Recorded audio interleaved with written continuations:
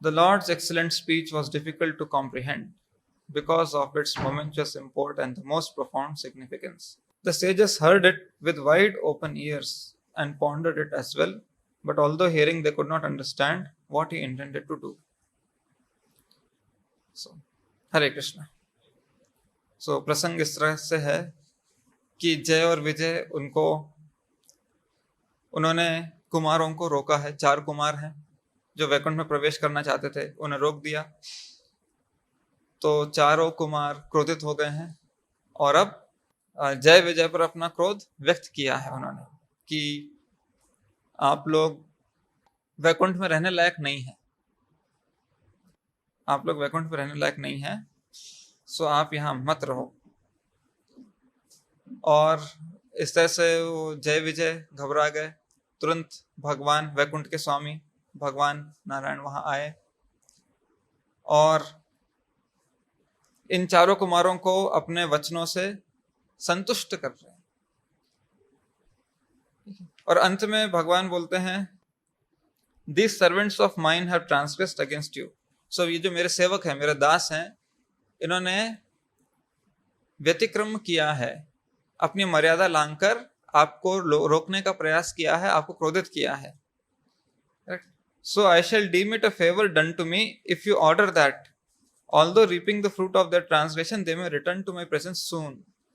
So मैं ये चाहता हूं कि आप इन्हें अगर कुछ पनिशमेंट सजा देना चाहते हैं तो ऐसी दीजिए कि वो जल्दी अपनी सजा पूरी करके मेरे पास लौट सके। ठीक है। सो भगवान इनके वचनों को भी कुमारों के वचनों को भी सार्थक रखना चाहते हैं और उनके सेवक हैं उन्हें भी जल्दी वापस लाना चाहते हैं। सो भगवान ब्राह्मणों की स्तुति, भक्तों की स्तुति, ये सब करते और अंत में इस तरह से बोलते हैं। अब ब्रह्मा जी बता रहे हैं कि भगवान की सारी वाणी सुनकर, भगवान के सारे शब्दों को सुनकर ये 4 कुमार जो हैं इन्हें पता नहीं चल रहा है भगवान किनके पक्ष में है, इनके पक्ष में है कि उनके पक्ष में है, और भगवान करना क्या चाहते हैं, क्योंकि भगवान इनके प्रति भी स्नेह दिखा रहे हैं और कुमारों के प्रति भी सम्मान दिखा रहे हैं, आदर दिखा रहे हैं। तो अब यहाँ पे ब्रह्मा जी बता रहे हैं कि इन्होंने बहुत विचार किया, एकदम सावधानी से पूरे खुले हुए कान के साथ राइट सुना है, लेकिन फिर भी उनको ये ग्रहण करना अभी भी साध्य नहीं हो रहा है। Right, so they could not understand what he intended to do. भगवान क्या करना चाहते हैं उन्हें समझ नहीं आया। तो प्रभुपाद बताते हैं तात्पर्य के पहले पंक्ति में, It should be understood that no one can surpass the supreme personality of Godhead in speaking. So भगवान के कोई भी भगवान के वाणी का उससे भी वर्चस्व नहीं रख सकता है। भगवान जो बोलते हैं उससे श्रेष्ठ और कोई नहीं बोल सकता है। और ये 4 कुमार जो हैं वैकुंठ तक पहुंच गए हैं, वे लोग पवित्र आत्माएं हैं, भौतिक कलमश से मुक्त हैं, वो भी भगवान के इन शब्दों को नहीं समझ पा रहे हैं। तो हम कैसे समझेंगे?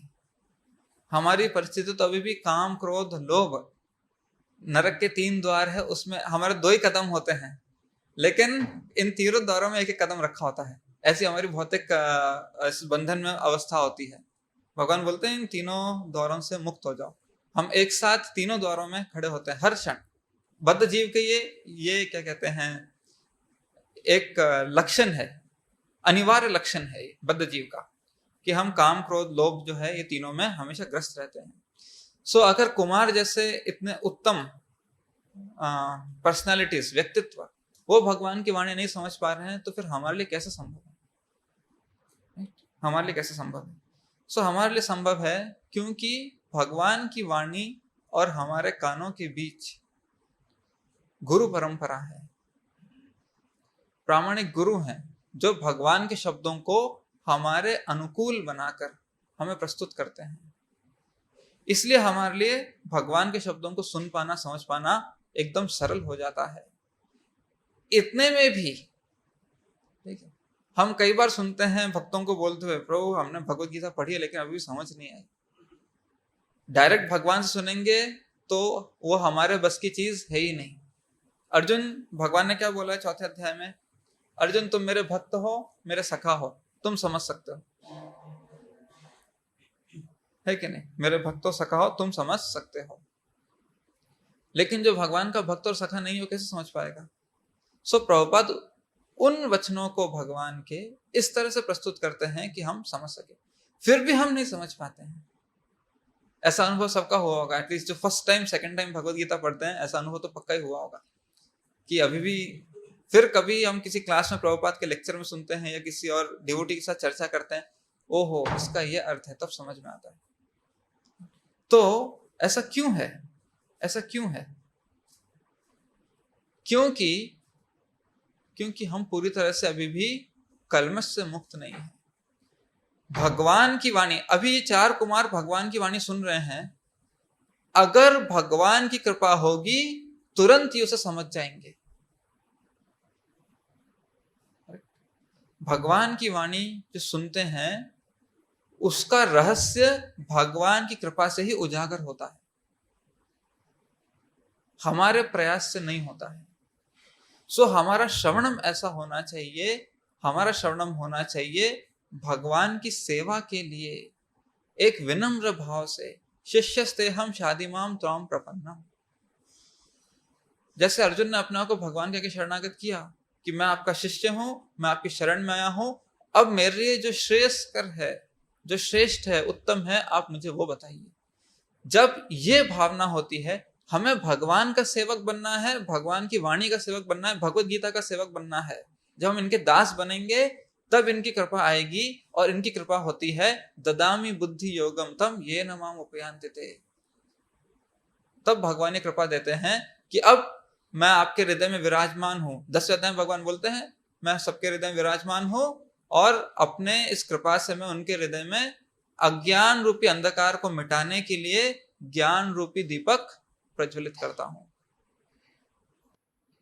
उन्हें अपने पास आने की कृपा देता हूं। सो भगवान स्वयं बता रहे हैं ये ज्ञान कैसे आएगा, ये समझ कैसे आएगी? ये तब आएगी जब भगवान वो ज्ञान का दीपक प्रज्वलित करेंगे हमारे हृदय में। वो कैसे करेंगे? जब हम प्रेम और भक्ति से, शरणागति से, श्रद्धा से, ये सारी चीजें भगवान ने बोली, सारी चीजें गीता में, इनसे हम भगवान को अप्रोच करेंगे। सो श्रवणम कीर्तनम विष्णु, सबसे पहले हमारा श्रवण सही होना चाहिए। सो हमारा श्रवण सही कैसे होगा? हमारा श्रवण सही होगा जब हम इस भाव से श्रवण करेंगे। अगर हमारे अंदर इस भाव की कमी है, इसका मतलब है कि हम अभी भी अपनी बुद्धि के बल पर, अपने इंद्रियों के बल पर इस ज्ञान को अर्जित करने की कोशिश कर रहे हैं। हमारा लक्ष्य, हमारा ध्येय होना चाहिए, देखिए बुद्धि तो लगानी है, ददामी बुद्धि योगम तुम भगवान बोलते हैं तो बुद्धि क्यों देते हैं? ताकि हम अपनी बुद्धि को लगाएं। मई अर्पितो मनो बुद्धिर। सो गीता पढ़ने के लिए मन और बुद्धि दोनों चाहिए। मन होना चाहिए शरणागति के भाव में, विनम्रता के भाव में, भगवान से सुनने या सीखने के भाव में, और बुद्धि होनी चाहिए भगवान के शब्दों को आत्मसात करने के लिए। लेकिन हमें ऐसा लगता है कि अब हमने इसको कैप्चर कर लिया है, मुझे इस गीता पे कंट्रोल चाहिए, कि मास्टरी चाहिए है। ये जो भाव है ये गलत है। ये मास्टरी मतलब मेरे को इस पे पूरा मुट्ठी में ले लेने का है। हम भगवत गीता के सेवक हैं, उसके स्वामी नहीं हैं। जितना हम विनम्र रहेंगे उतनी ये भगवत गीता यानी भगवान की वाणी, प्रभुपाद बोलते हैं भगवान की वाणी, there is no difference between supreme person and his speeches, both are on the transcendental platform. So जितना हम विनम्र होंगे, ये भगवत गीता हमारे कानों से अंदर प्रवेश करके हृदय में उजागर होगी। जितना हम कंट्रोल करने का प्रयास करेंगे तो हम अभी भी आसुरी भाव में हैं, क्योंकि असुरों का भाव कैसा होता है? भगवान को कंट्रोल करना, भगवान पर विजय प्राप्त करना। हिरण्यकश्यप ने इतनी तपस्या क्यों की थी? इसलिए की थी कि मैं विष्णु का वध करूं, अपने भाई की मृत्यु का बदला लूं, सो विजय प्राप्त करने के लिए भगवान पर। तो हमारा श्रवणम का सबसे पहला कदम जो है वो है सही भाव होना, सही भाव होना। और हमारे श्रवणम का स्रोत क्या है? हमारे श्रवणम का स्रोत है हरि गुरु वैष्णव भागवत गीता, हम बोलते हैं हरि हराय नमः सॉन्ग भजन गाते हैं तब। सो भगवान हरि हैं, प्रामाणिक गुरु हैं, वैष्णव हैं, गुरु साधु शास्त्र। सो गुरु हैं, वैष्णव मतलब साधु हैं, और शास्त्र हैं भागवत और गीता। सो गुरु साधु शास्त्र तीनों हरि की वाणी को प्रस्तुत करते हैं, हरि की कथा को प्रस्तुत करते हैं। सो हरि यानी भगवान तो एब्सोल्यूट प्लेटफॉर्म पर हैं, करेक्ट, पूर्ण पुरुषोत्तम है, यानी पूर्ण स्तर पर हैं। सो उनकी वाणी हमेशा क्या कहते हैं, दिव्य है।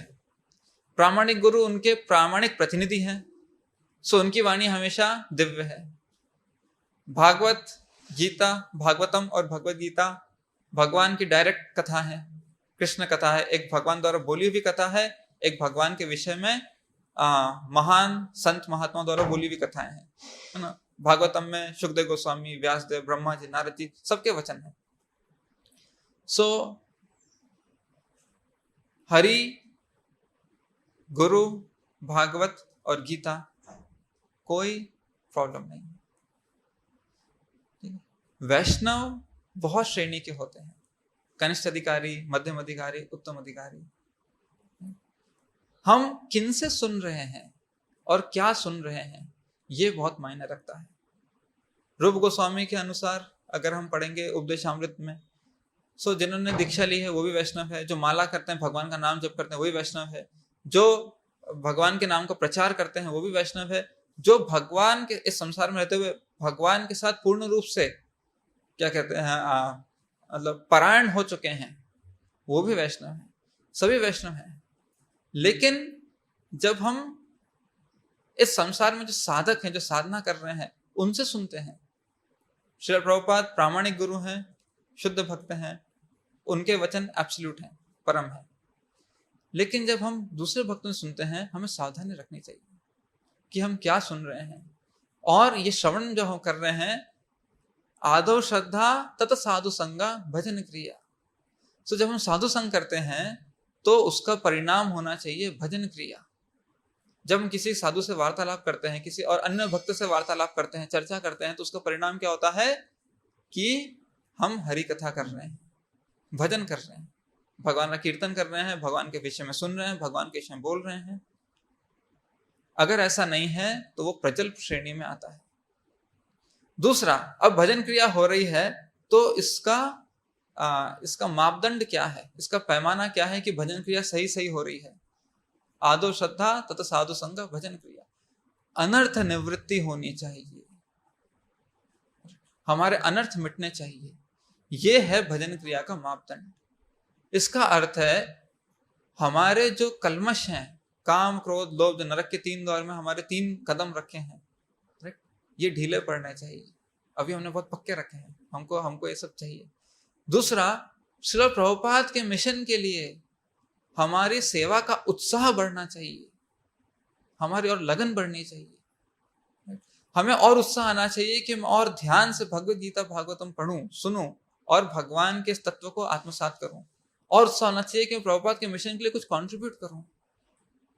राइट, मैं अपनी जब संडे या फेस्टिवल में आते हैं, अपनी सेवा के अवर्स, जितने घंटे हम सेवा करते हैं वो बढ़ाएं, हम अपनी माला और लगन से करें। राइट, घर में सबके घर में मोरलेस अर्च विग्रह हैं, निताई गौरंग है, लड्डू गोपाल है, राधा माधव फोटो है, हम और लगन से उनकी सेवा करें। राइट, हम और भक्ति में और शरणागत भाव से अपने आप को कृष्ण भक्ति में समर्पित करें। तो ये है भजन क्रिया का मापदंड। श्री भक्ति विनोद ठाकुर कहते हैं, हमें हर एकादशी से एकादशी ये कैलकुलेशन, ये गिनती होनी चाहिए, हमारी गणना होनी चाहिए। क्या होनी चाहिए? पिछली एकादशी से इस एकादशी में मेरी भक्ति कितनी बड़ी है, कितनी उन्नत हुई है। सो कैसे मापदंड रख सकते हैं? हम कितने अधिक माला ब्रह्म मुहूर्त में कर पा रहे हैं, हम कितने नियमित रूप से सुबह जल्दी उठ पा रहे हैं, हम कितने अधिक घंटे मंदिर में सेवा के लिए समर्पित कर पा रहे हैं, हम कितने नियमित रूप से प्रभुपाद की पुस्तकें पढ़ पा रहे हैं। ठीक है, लास्ट एकादशी तक मैं डेली 15 मिनट डेली पढ़ता था, अब मैंने 20 मिनट कर दिया है। राइट, पहले मैं ब्रह्म मुहूर्त में 8 माला करता था, अब 10 माला होने लगी है। इस तरह से हमें अपने जीवन में कितनी हमने उन्नति की है, अगर इसको लक्ष्य बनाएंगे, इस पर कार्यरत रहेंगे, तो हमारा जो श्रवण है वो बहुत सार्थक होगा। तब जब हमारा मन इन सब चीजों में लगेगा, जब ये हमारे जीवन का लक्ष्य बनेगा, राइट, तब जो कुछ हम सुनते हैं, जो कुछ हम पढ़ते हैं, वो अंदर आएगा।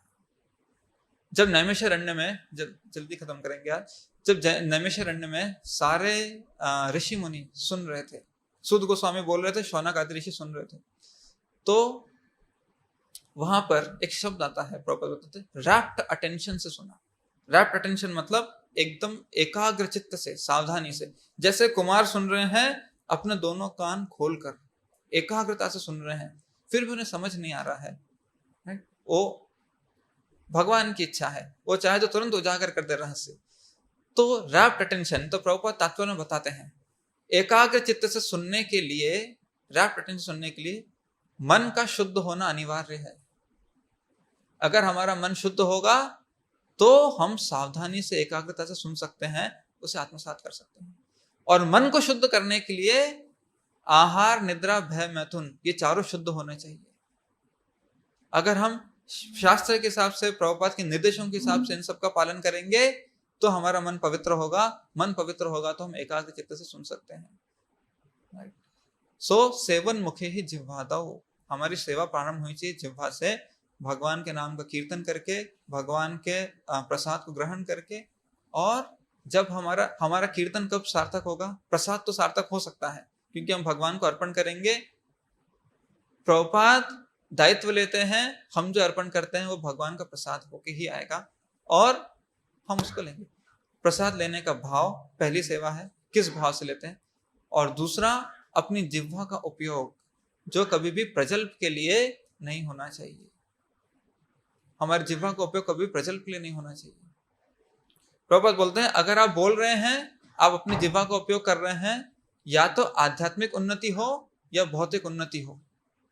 प्रभुपाद उदाहरण देते हैं, हम हरि कथा करते हैं, सेवा के बारे में चर्चा करते हैं, अपनी साधना को और प्रगतिशील करने की चर्चा करते हैं, ये सब आध्यात्मिक विषय वस्तु है जिह्वा की।